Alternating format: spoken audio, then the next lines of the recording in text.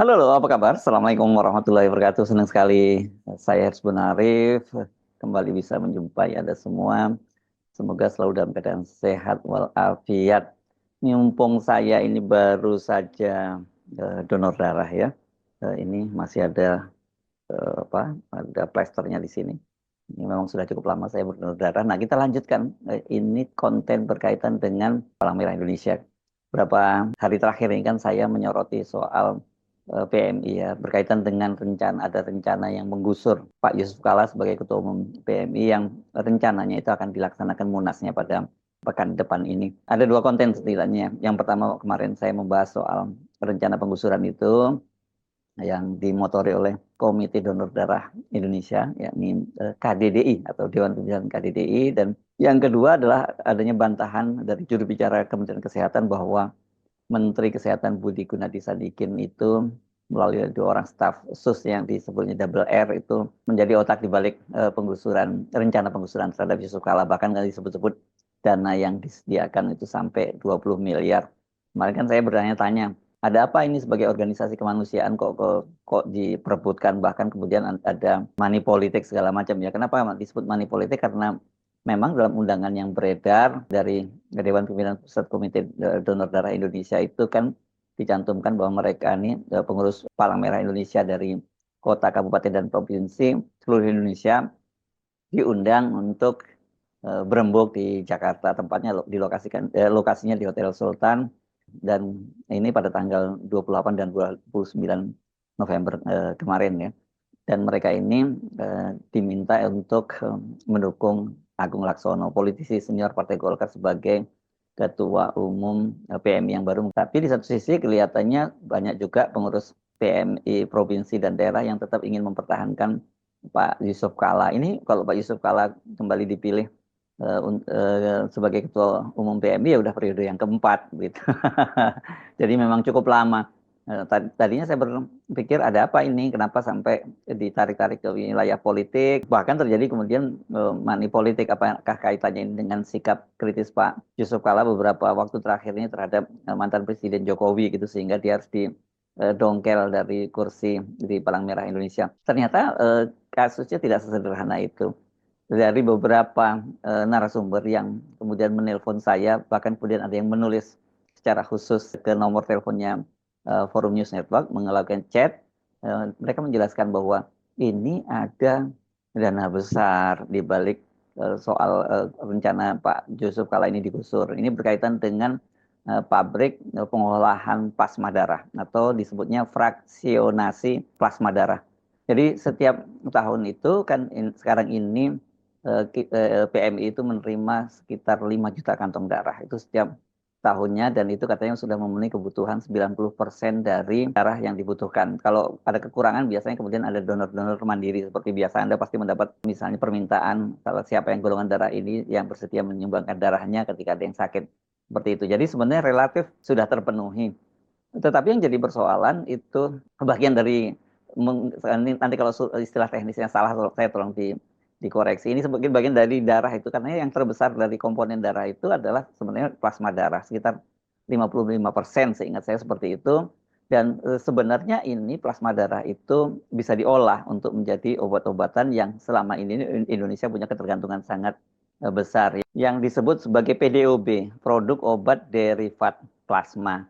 Jadi plasma darah itu bisa diolah gitu, dan ini setiap tahun Indonesia itu mengimpor ini sangat besar sekali, sampai nilainya 1,1 triliun itu kebutuhan untuk impor. Dan ini diperkirakan kebutuhan untuk obat-obat dari plasma, hasil pengolahan dari plasma darah ini akan semakin meningkat. Padahal itu setiap tahun datanya katanya ada 200.000 liter plasma darah itu yang dibuang begitu saja. Karena plasma darah ini kan harus maksimal bisa disimpan selama 1 tahun. Setelah itu dia kemudian daluarsa dan harus dibuang. Dan untuk membuangnya juga nggak bisa sembarangan, membuang limbahnya itu karena dibutuhkan dana sampai 3,5 miliaran. Jadi ya memang banyak ruginya ya ketika plasma darah ini tidak bisa diolah. Ini yang kemudian menjadi persoalan karena pada bulan Desember tahun 2023 itu sudah ada satu pabrik yang dibangun, ini kerjasama perusahaan swasta dan dengan perusahaan dari Korea, dan tentu saja sebagai stakeholder-nya PMI di situ juga punya sahamnya. Nah, ini soal inilah kelihatannya yang menjadi salah satu motif mengapa kemudian ada yang berminat untuk menggusur Yusuf Kala dari kursi Ketua Umum Palang Merah Indonesia. Jadi bukan hanya masalah politik, tapi juga ada masalah dikaitan itu ada kepentingan bisnis di dalamnya.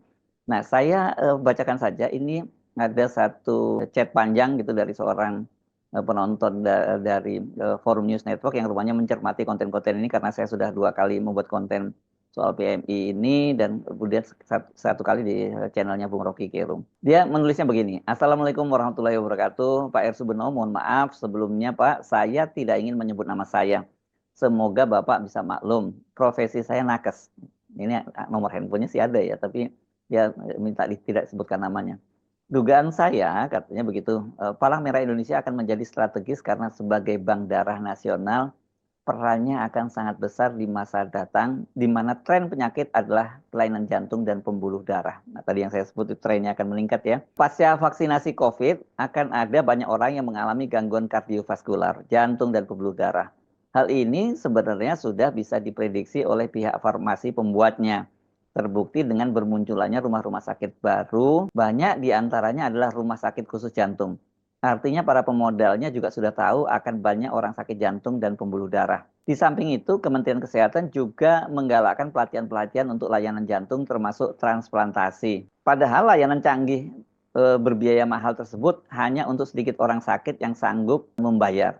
Sebagian besar hanya bisa pasrah. Apalagi pada kondisi ekonomi sekarang ini yang mendesak untuk diperbaiki adalah status gizi dan kewarasan rakyat Indonesia, bukan pengobatan canggih. Perlu diingat bahwa semua tindakan bedah di atas dan tindakan bedah yang lain membutuhkan backup darah, dalam hal ini PMI. Ada juga yang bilang darah mereka yang sudah disuntik vaksin CVD, itu apa, gene terapi, sudah tidak layak digunakan untuk transfusi karena sifatnya sudah berubah. Jadi PMI perlu dikuasai, itu dalam tanda petik ya, supaya bank darah bisa diduitin atau supaya yang nanti berwenang bisa menutupi efek gene terapi itu. Saya tidak punya data, tapi saya tahu ini berhubungan dengan tren penyakit Indonesia. Mungkin juga dunia, karena seluruh dunia dipaksa menerima gene terapi tadi. Kelainan jantung dan pembuluh darah ini adalah KIPI, vaksin CVD yang sebenarnya KIPI tidak cukup diobservasi selama 2 hari saja, jangka panjang tidak ada data. Sudah banyak korban tapi tidak digubris. Di luar negeri, salah satu perusahaan farmasi pembuat vaksin mRNA, ini M-nya kecil gitu, juga sudah dituntut. WHO dan perusahaan tersebut didanai oleh Bill Gates. Dia nyebutnya Bill Gatel. Kemudian dia melanjutkan begini, plandemit, ini maksudnya pandemi yang direncanakan, jadi disebutnya plandemi, tapi dia bilang jadi plandemit. Itu kemarin dibuat untuk jalan masuk gene terapi yang di-branding sebagai vaksin. Setelah gen rusak, manusianya jadi penyakitan. Harta habis untuk berobat, anak yatim piatu bertambah, akhirnya harus menjadi pengemis, BPJS dan Bansos, dan segala barang gratisan itu hanya bisa diperoleh dengan syarat patuh dan syarat dan ketentuan dari penguasa. Jadi menurut saya, masalah PMI ini masih satu rangkaian dengan plandemit kemarin. Semoga Bapak nggak bingung baca tulisan saya. Kemudian salam dari dia, dan dia menyebut namanya. Ya, saya mencoba mencerna itu dan seperti biasa sebagai wartawan saya melakukan riset ya untuk itu. Riset cepat-cepatan saja karena memang wartawan itu katanya itu dia generalis ya gitu. Mengerti sedikit tentang banyak hal ya. Jadi bukan spesialisasi. Jadi kalau sudah sampai detail ya kita nggak paham soal itu. Tapi sebelum ada surat lewat chat ini, saya juga ditelepon oleh seorang yang dia lebih ada kaitannya dengan bisnis dan ada kaitannya juga dengan politik. Jadi kalau menurut versi si kawan ini berkaitan bukan soal hanya bisnis darah tadi. Kalau tadi kan darahnya ya, ini persoalan tadi yang plasma darah ya. Di plasma darah difraksionasi kemudian ini jadi obat-obatan. Jadi bukan hanya albumin, terus kemudian juga jadi imunoglobulin. Ini untuk mereka-mereka yang mengalami penyakit imunitas ya kalau imunoglobulin itu. Jadi turunannya ini yang justru jadi darahnya. Kalau tadi si teman nakes tadi menyatakan itu soal bisnis darahnya yang sangat dibutuhkan nanti berkaitan dengan penyakit kardiovaskular. Tapi yang ini berkaitan dengan penyakit-penyakit yang tadi ketergantungannya pada obat-obatan yang derivat dari plasma darah. Dan ini memang seperti saya sebutkan tadi sudah dibangun pabriknya. Kalau saya buka-buka ini sudah dilakukan groundbreaking ini pada bulan Desember tahun 2023. Pada waktu itu yang hadir itu adalah Ketua EPMI Pak Yusuf Kala, kemudian penyedia pabriknya ini fasilitas plasma fraksionasi ini yakni PT Triman, dan ini dibangunnya di kawasan industri Jababeka, Cikarang, Jawa Barat. Menteri Kesehatan juga hadir dan kemudian dari embassy dari Korea juga hadir karena ini mereka bekerja sama dengan perusahaan dari Korea. Karena teknologinya katanya sekarang yang cukup canggih dengan harganya terjangkau untuk melakukan fraksionasi plasma darah ini adalah dari Korea. Nah, ketika menyampaikan sambutannya, Yusuf Kala mengungkapkan bahwa kehadiran pabrik fraksionasi plasma di Indonesia itu merupakan upaya dan kerja keras dari PMI selama kurang lebih 15 tahun. Ini yang pertama ya. Jadi ini upaya yang diinisiasi oleh PMI mulai dari 15 tahun lalu. Tapi akhirnya baru dapat direalisasikan tahun ini, kata Yusuf Kala. Yusuf Kala menyatakan selama 15 tahun PMI telah melakukan hal mubazir terkait plasma darah yang tadi saya singgung tadi ya. PMI di seluruh Indonesia itu telah bekerja keras mengumpulkan lebih dari 5 juta kantung darah setiap tahunnya. Namun plasma darah yang merupakan bahan baku obat itu terbuang sia-sia karena belum ada pabrik yang mengelola di Indonesia. Dan menurut JK dengan keberadaan pabrik plasma darah di Indonesia, maka kebutuhan tentang plasma sudah tidak akan diimpor dari negara lain. Bahkan ke depan katanya Indonesia justru akan menjadi negara pengimpor plasma. Saya kira masuk akal ya karena Indonesia jumlah penduduknya banyak dan kalau kemudian kegiatan untuk mendonor darah itu bisa ditingkatkan, ya ini akan bisa kita mengimpor gitu ya. Saat ini kata dia PMI itu memiliki 225 UDD. Ini UDD ini maksudnya mungkin apa ya, unit ya untuk tempat kita menyetorkan darahnya gitu ya di seluruh Indonesia. Dari jumlah tersebut baru 18 UDD yang unit donor darah ya, UDD itu mungkin ya maksudnya. Itu baru 18 UDD yang mendapat sertifikasi. Dan PMI menargetkan sebanyak 50 unit donor darah harus bisa disertifikasi untuk dapat menghasilkan 400.000 liter plasma per tahun. Ini makin gede ya, kalau tadinya katanya 250 ribu plasma darah itu yang terbuang, sekarang 400.000 plasma yang targetnya. Dan dengan adanya pabrik tadi ya, ini bisa dimanfaatkan, tidak terbuang percuma. Dari sini kita jadi paham ya, kemarin kok disebut-sebut untuk kemanusiaan itu saja, sampai kemudian ada yang bersedia menyediakan anggaran sampai atau dana 20 miliar untuk mendongkel Pak Yusuf Kala ini. Dan kalau saya baca-baca sejumlah pengurus wilayah, pengurus provinsi itu sampai sekarang masih tetap mendukung Pak Yusuf Kala. Tapi saya mendapat keterangan dari sumber lain juga menyatakan bahwa sebenarnya pengurus-pengurus PMI Kabupaten itu sudah membuat surat kesepakatan untuk akan mendukung Pak Agung Laksono. Tapi katanya mereka nggak berani terbuka. Mengapa seperti itu? Karena Pak Yusuf Kala katanya terlampau lama di PMI, ini sudah periode ketiga dan kemudian memasuki periode keempat. Karena itu ya mereka mungkin ingin penyegaran, dan ada juga yang mencurigai bahwa Pak Yusuf Kala terlibat dalam bisnis ini, bisnis plasma darah ini. Nah ini kalau ya, apakah betul seperti itu? Dan saya kemudian kontak Sudirman Said ini mantan Sekjen PMI yang dikenal juga sebagai orang dekat Pak Yusuf Kala. Dia membantah bahwa terjadi hal semacam itu. Kata dia, Pak Yusuf Kala itu selama ini justru banyak sekali keluar duit dari untuk PMI, maksud saya keluar duit untuk PMI bukan dari ya. Dia mengingatkan juga bahwa urusan PMI kan bukan hanya donor darah, termasuk kalau bencana-bencana alam dan sebagainya. Kemudian untuk pengiriman logistik itu kan membutuhkan transportasi, dan itu semua katanya dikeluarkan dari kocek pribadi dari Pak Yusuf Kala. Kalau toh untuk transportasinya katanya Pak Yusuf Kala kan juga punya ekspedisi Kala Lines untuk mengirim ke daerah-daerah yang mengalami bencana. Jadi dia membantah semacam itu.